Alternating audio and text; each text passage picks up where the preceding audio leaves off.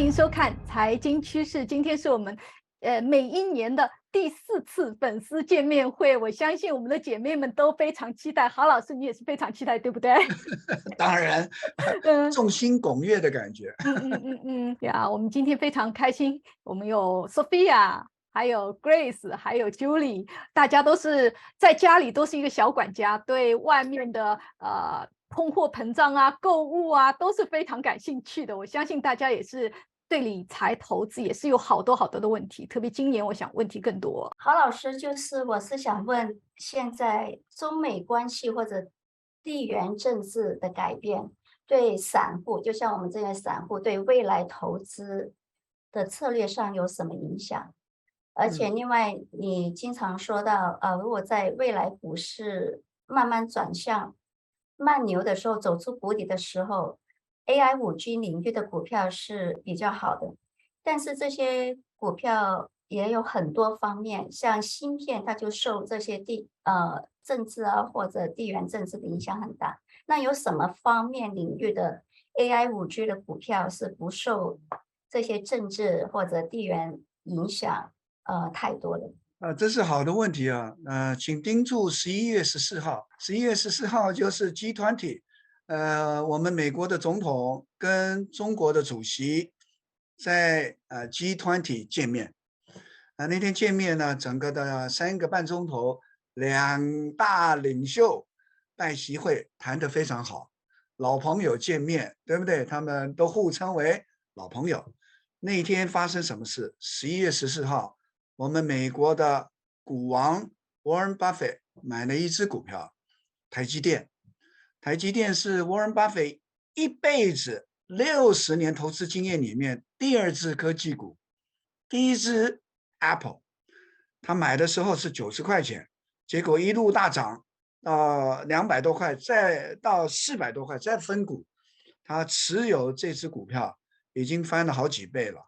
这是他第二只股票，请注意11月14号，同时政治开始缓和，中美冲突降温。第二件事情，Warren Buffett 买台积电，所以买了台积电，那天台积电涨了20%，整个半导体的工业都有很大的影响。无论是你刚才讲5G 的、AI 的、AMD、NVIDIA 或者 Qualcomm 都大涨起来。所以第一个回答你的直接的问题，中美降温对美国跟中国彼此的交易，而后明年进入明年有很大的盼望。第二，因为 Blinken 我们的国务卿明年要去访北京，所以一般市场比较缓和，比较有 peace of mind，因为起码在到北京以前，两个国家起码不会再升高冲突。第三，那对于实际上股票有什么帮助？有帮助。我刚才讲 TSM 半导体持续的就得到好处，对吗？这好处就很大。不仅美国股票得到好处，中国概念股11月14号已经大涨一波了，对吗？当然，最近又要松绑，又再涨一波。所以，回答你的问题，两个国家彼此的做生意，影响的不仅是我们硅谷 Silicon Valley 整个的半导体工业。请注意，最大的半导体的市场在哪里？无论是高中低端，在中国。请问所有的供应链在哪里？在东亚，靠近中国的地方，对吗？所以我们必须了解两个大国彼此互相谈判得宜的话，对于股票下一波是有帮助的。所以我乐见其成，在 Blinken 再次的访问北京之前，可以彼此谈判更加的好。所以你可以看 Apple。最后我举一个例子，就是 Apple 郑州厂3个礼拜前，因为整个疫情期间升温，开始有年轻的员工离职了，回到老家。有没有这件事？有。郑州厂做了什么事？鸿海加班费，所有平均的工资涨4倍，全部的公务人回来，这为什么？为什么？当时 Apple 的股票137块钱，稳定郑州厂涨起来到150块钱，而且用4倍的工资。为什么 Apple 手机14，它要必须供货给全世界 Christmas， 所以要 make sure 供货没有问题，一定要 make sure 9000万只手机 iPhone 14能够供货正常，供货正常才能够获利正常，所以非常的明显，供应链的畅通需要美国跟中国彼此能够和谈降温，对 Apple 有帮助，对半导体有帮助，甚至对 retailer 都有帮助。所以直接间接的回答 Julie 你的问题好吗？谢谢。那郝老师，我就先问一个问题啊，因为现在感觉到好像经济有点衰退哦，大家信心又不太足。那么现在就是如果有些 cash 呢，就是说是去投资呢，还是就是说握在手里哈？这个或者是买那些您说的这些觉得还可能会增长的一些股票啊，或者是说不是国债还在加息吗？对，去买债券呢，还是怎么样？好，这个好的问题。那特别是对于我们华人，我们谨慎小心，心中有平安是非常正确的啊。我刚刚上节目以前，看看收盘后的我们的 bond market，bond market 现在还是倒挂的非常严重的，10年债券现在分发股息3.7%，我们看看3个月的美国的 T bill 多少？4.3%。请注意啊，3个月的美国 T bill 比10年债券还要再高0.6%，一年的国库债券4.5%，有到4.6、4.7都有。所以你可以明显的看得到，短期债券 T bill 比10年中长期的债券还要再高0.6到1%。那怎么会这样子？这个在市场的术语叫做倒挂，短期越短越高，利息越好。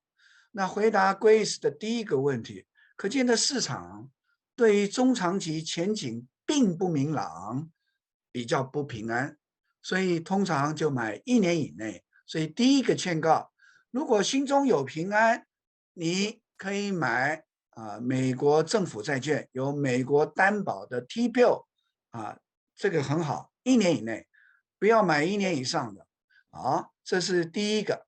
那第二个呢？如果再有信心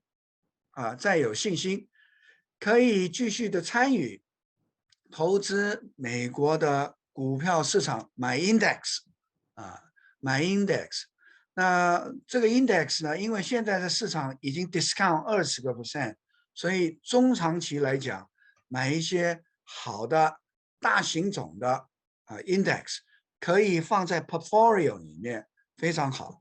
如果你再有信心，常常听财经趋势的话，我常常讲买各行各业的龙头老大，它分发股息2% 到3% 的这些股票都非常好无论是 Apple、Walmart、McDonald 这些都有分发股息，而且他们都有10到20% discount， 持续的在中长期布局。这些都是非常好。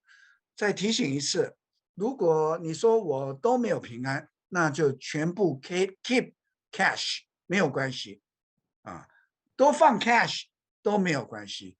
有一点信心就买美国1年以下的债券或1年的 CD 都可以。再多一点信心就买 index， 再多一点信心就买各行各业的龙头老大。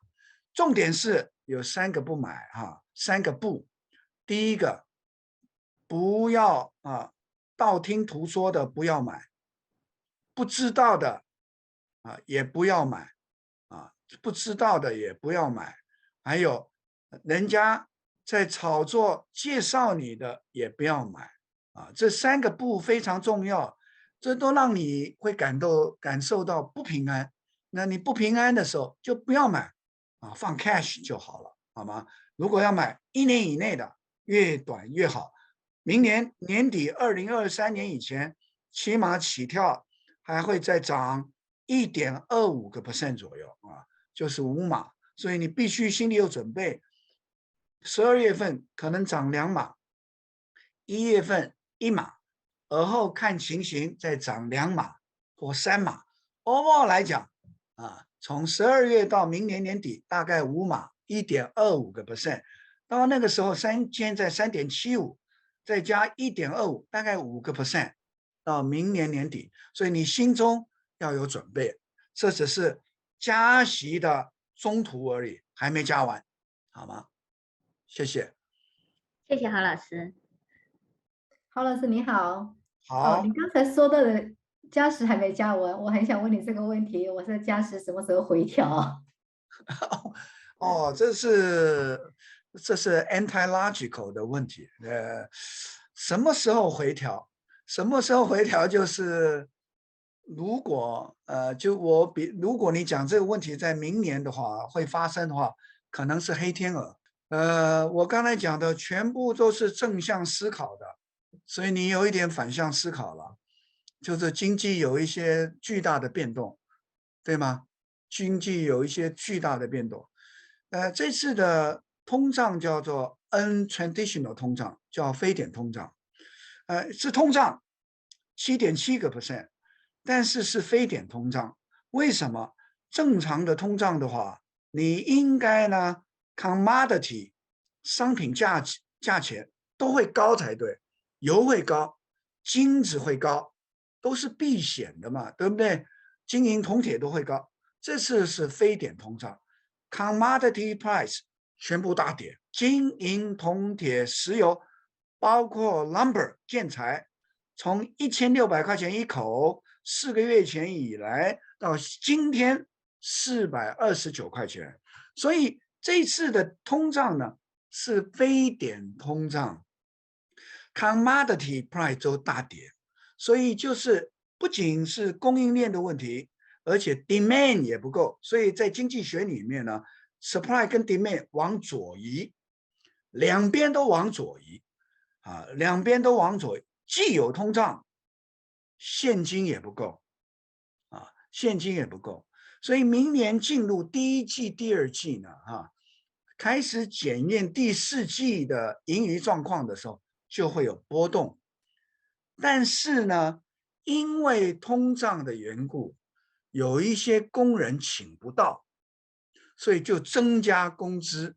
所以通胀的主要1/3到40%主要的来源来自工资，工资一直涨，请工人回来所以正常的状况应该明年持续再加1.25%。好了，你问的问题是什么时候才开始降息？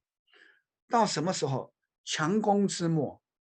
看到如果联储局从他的角度、他的解释来讲，就是开始 layoff 非常的多，找不到工作，开始正常思考的话，那这种情形如果经济的让他这样跑的话，可能到2024年才会有可能发生2024年才有可能发生。到那个时候 Sophia 可能 back of 你的 mind作为 real estate 的买卖的投资者的话，那真的可能到2024年才是比较好的时机开始买卖房地产因为开始降息开始降息。但是如果明年发生很多黑天鹅，比如说俄乌战争突然升高，用了战术性的核武，那全世界就会有一段时间非常难过，对吗？天灾人祸，北韩射的飞弹也会有非常难过，对吗？所以这些都有可能。所以我常常讲，这一次叫非典通胀，既要投资，因为通胀的话，你不能够 keep 你的 cash 太多，但是因为非典通胀，你一定要一定要 keep 一点 cash，因为你有可能你要投资买卖，明年很多行号都关店了，你就有机会去做生意了。所以 keep 一点 cash 是好。你转业待业也需要 cash， 你股票再跌的时候，你也可以买一点股票。我刚才已经铺垫了，第一季会有变动的虽然我讲是今年收关以前的5个礼拜还会有一波 liquidity growth， 但是明年第一季股票市场会检验的，那时候你有 cash 就可以买了所以两难，非典通胀。第一个，你要投资，因为有通胀，但是非典通胀你也要 keep 一点 cash。正常来讲，2024年会降息，但是留一点 cash， 以免明年有任何的意外，也可能会降息。像97年就是了，97年的第一季、第二季急速加息，那个时候Alan Greenspan 加利息加的非常厉害，都两码加的。跟现在很像，但是97年第3季、第4季，亚洲金融风暴，泰国爆发金融风暴，南韩破产，结果急速降息，第3季开始降息，那一次非常刻骨铭心，第4季也降息，所以 anyway 有可能这种黑天鹅是有可能的。好问题 ，Sophia。谢谢郝老师。对，郝老师，你认为这个通胀还会延迟多久呢？照联储局J Powell 主席讲，到明年年底才有可能收手。所以他整个的计划里面，正常来讲升息到明年年底。所以你听在财经趋势，我一定讲长期抗战。你跟我必须对抗通胀，长期抗战。因为它是非典通胀，它是通胀，但是不是70年代一次石油危机、第二次石油危机81、82的传统通胀，不是的。传统通胀，石油很高，价钱很高，工资很高，结果就10年停滞性通胀。这一次不是，这一次的通胀是结构性通胀，太复杂了。既是供应链前2年是供应链、交通链，对吗？我们都没货，所以没货，通胀就很厉害了。再加上中国 lockdown 6亿人口没得生产，生产链的问题。但是这种问题呢，持续的发酵之后变成什么？变成demand 也有问题，因为它一直加息，加息把人都加到没氧气，我们经济全部就停车了。对，我知道速度太快，但是你一直加息，加息到车子停在高速上，全部大家都死掉了。那这种就有点现在的情形了。开始 lay off 是第一波一般正常来讲会2波到3波，所以明年第一季是非常 critical 的验证。最好的情形就是正常情形，让它下个月涨2码，1月、2月慢慢的涨1码，停止了。然后呢，3月、4月报税，大家缺现金，缓和都不加码、不加利息，市场就慢慢上去。那这样的话，到明年第3季、第4季 ，AI 5G 会推高整个市场。明年是一个重整经济 ，economy in consolidation 今年我通常会11月份会定调明年的经济，就好像去年11月份我定调今年叫做转型经济 ，economy in transition， 对不对？的确转的不是太好。明年呢就验证你的盈余，我不管你转得好还转不好。新工业、旧工业 ，it doesn't matter。明年就是要验证你，如果不行，就把你 dust 掉；如果验证的好，股票就上去。productivity 好的 5G AI 生产力提高，因为人工太贵，你只有用科技推高科技的生产力，整个盈余扩大，才有可能推高整个盈余跟市场。有一点点像2012年 Cloud Computing 5大平台推高整个股票市场。科技通常是10年一转的，90年代 Telecom 推高市场，00.com 之后整个推高市场，这 Cloud Computing 10年之后换我们现在 5G AI 慢慢在推高，而后的5年到10年的整个生产力才能够解决生产力不足的问题，才能够推高整个各大公司的盈余。所以你跟我必须有耐心，再度1季到2季。当美国政府公告今年进入衰退的时候，股票就开始上去了一般来讲都是如此。美国政府通常晚9个月左右公告进入衰退，它公告进入衰退的时候，衰退已经结束了所以你必须有信心，握一点 cash， 等着明年，无论投资、买卖、收购还买股票都是好时机。郝老师，你刚才提到裁员，最近的裁员一般都是 social media 或者靠广告收入的大公司。那你觉得下一波会哪类型的高科技公司会 lay off， 或者从高科技是否会连滚到其他行业会开始 lay off？ 如果我定调明年叫重整经济的话，不管是黑猫白猫新旧工业，只要能够赚盈余的重整完毕的公司都是可以买。明年的股市可能上半年会比较choppy一点，但是怎么choppy你都可以买到好的股票。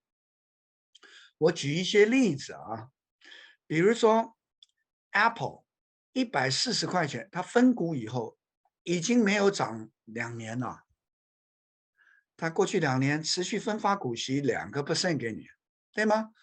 你看 Amazon 持续打横2年了， Microsoft 持续打横1年了，对吗？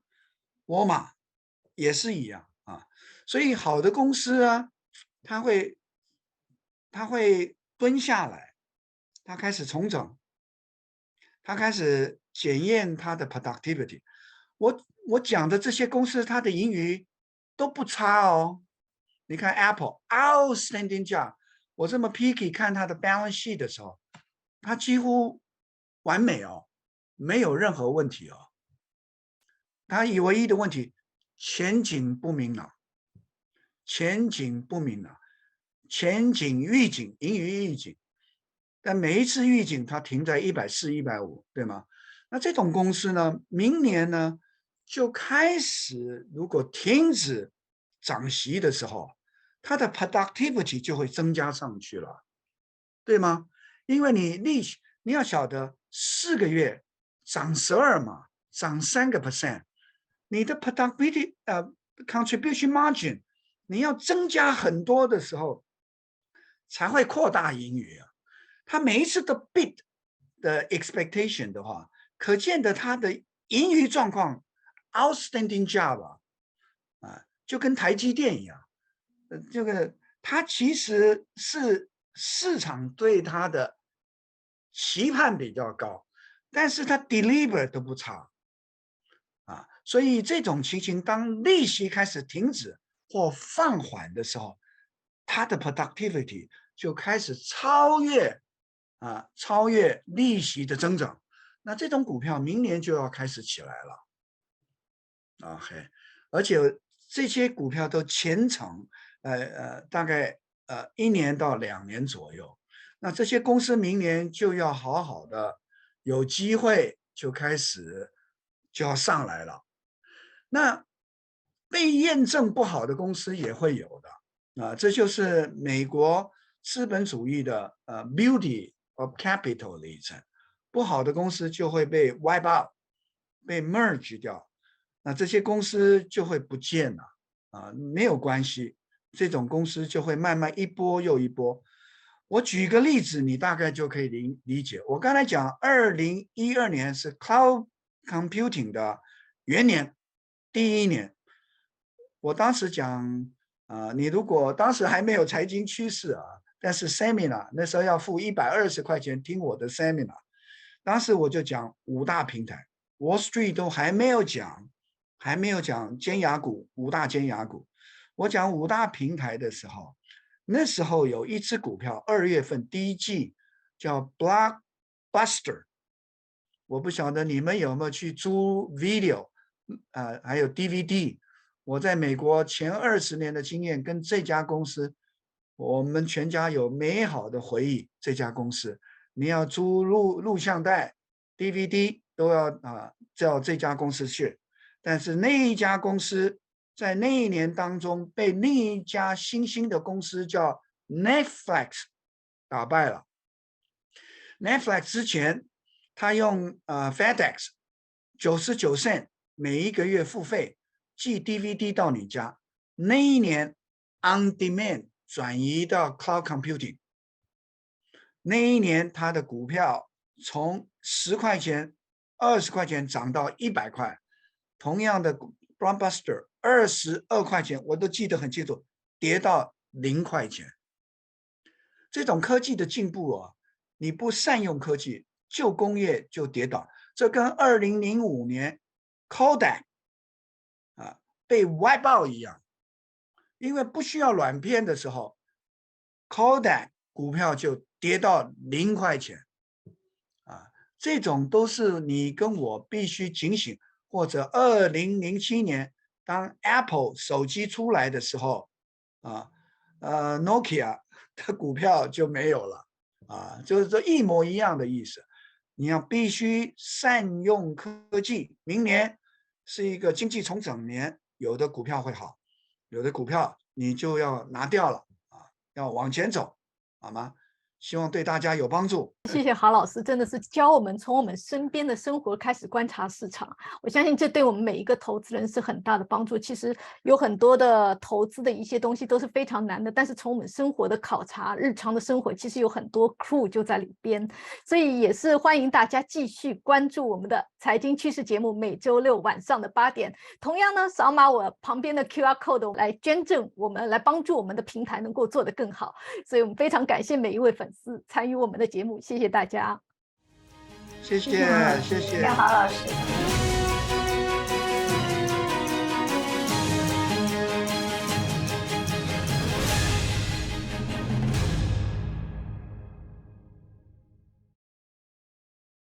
关注财经趋势，请按下面订阅按钮。你如果要看更多的财经节目，请点击旁边的节目，赞助我们公益的优视电台，请上 uchanneltv.us。